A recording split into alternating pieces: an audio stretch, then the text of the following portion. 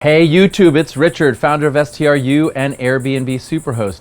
And today's video is a question that all entrepreneurs all along the way in every industry have to face, but it's particularly onerous and important to face it in the short-term rental market. And it is, would you take this job?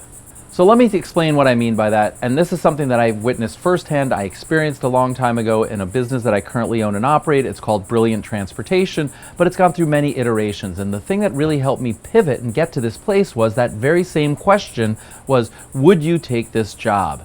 So what happened there was I was a prisoner of my own success. The more that I grew, the more profitable that I was, the more trips that came in. That meant the more chauffeurs that I needed and the more vehicles that I needed and the more mechanics and detailers and reservation agents and more. So as I grew, I had to hire and scale and grow more and more.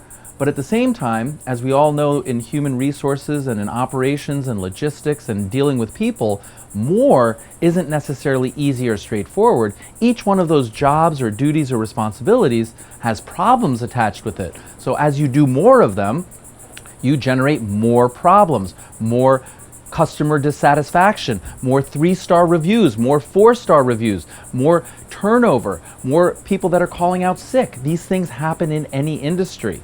So the question is, and what I found myself doing was things that I didn't want to be doing. I was hiring and training chauffeurs. I was hiring and training chauffeur trainers. I was doing human resources. I was training reservation agents. And as an entrepreneur, you do anything and everything, right? Like that's your duty, that's your call of mission. You're not going to quit. You're going to overcome everything. And I get it. I was there myself.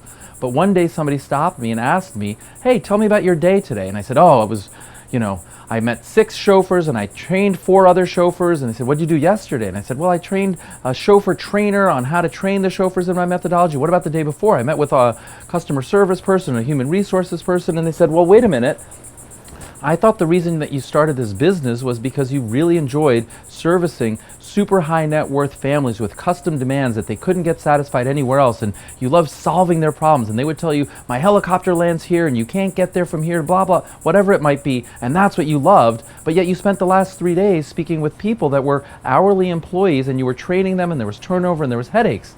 So they said, would you take that job? And it stopped me and it got me thinking, no, for the low 6 figures that I was paying myself back then, I would not take that job. If that was a classified ad and said, wanted, speak to chauffeurs, chauffeur trainers, human resources, and so on, and we pay low 6 figures, I would have turned the page and said, no way, I don't even want that job. But as an entrepreneur, that's what I was doing on a daily basis, and I didn't even realize it. I didn't pause to think. I was just jumping on whatever issue was there to fix it, to solve it, to grow, to scale, and get over it. So you may be wondering, how does this relate to me in my short-term rental business? Well, as part of your short-term rental business, you are probably doing things that you didn't anticipate. Now you're getting paid and it's a growing business and it's successful, but I want to urge you to take it to that next level and start to scale and outsource and automate and hire a team and build a team and go past your discomfort of trusting other people to do it. You can't do everything yourself. Maybe you can do everything yourself for 1 unit or 2, possibly 3. But if you have any other sort of income or a W-2 job or anything else that requires your time, maybe it's your kids, maybe it's your church, you can't do that and continue to scale unless that's your passion. If you love doing that, then good, this video is not for you. But if you don't do that with a passion, you're just doing it because you have to do it, then this video is exactly for you. What I want you to think about is ask yourself the question, to manage and run my short-term rental business, as profitable as it is, am I doing things that I don't enjoy? Are there things that I didn't anticipate I'd be doing? Am I doing them more frequently? What is it that you're doing that you didn't think you'd be doing? What is it that you're doing more of that you're okay doing some of but you don't want to do a lot? And it might be even responding back to the messages. Inquiries. Do you have a toaster? Do you have a hairdryer? How far away are you from here? How do I get there? What time is check-in? I mean, it's a lot of work. You can automate it and it can become, much more passive income. It's never truly passive income. There's always a level of involvement.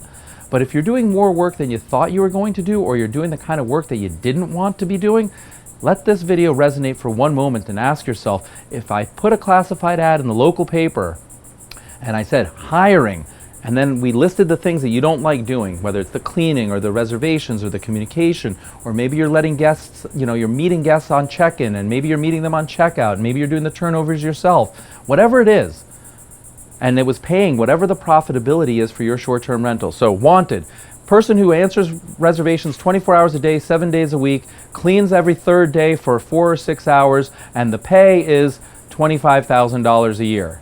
No time off. Is that something that would appeal to you? Those numbers were all made up, but I think they're representative. So if that's a job that you would apply for, then you're likely happy and passionate about what it is that you're doing.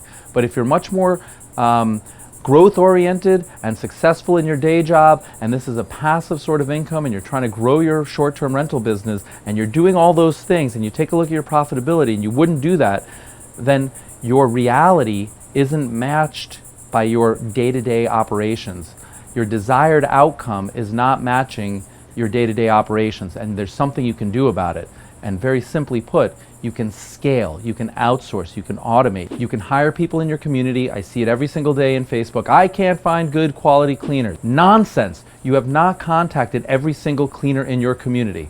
Oh, you have. You've contacted every single cleaner, every single cleaning service, every single person who's ever cleaned, and they don't do a good job in your community? Okay, let's stretch the boundary. Contact every single cleaning person in that new expanded geography. Oh, you've done that too. Fine, keep increasing the radius or raise the price.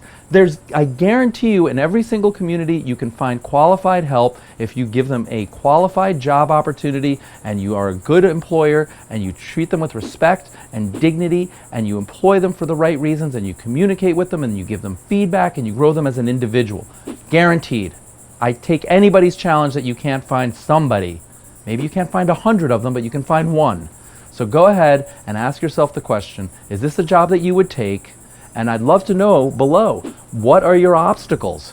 What are the challenges? Why are you doing this stuff? So that we can go ahead and help you. A great community for that is the Facebook group. We have 15,000 hosts just like you from all over the world that have faced all the same self-limiting beliefs and all the challenges and all the hurdles and all the obstacles and all the things that are keeping you playing small. And they're getting out there and getting bigger and growing, and I want you to grow too. So comment below and join the Facebook group and come learn from ourselves, our family, our community, and let us know what the problems are so we can help you get to that next level. I hope you found this video helpful. Show the love by a like, and please subscribe to the channel. And for advice like this, come check me out in Nashville for 2 days, August. I can't wait to see you guys there. Let's go. Yes!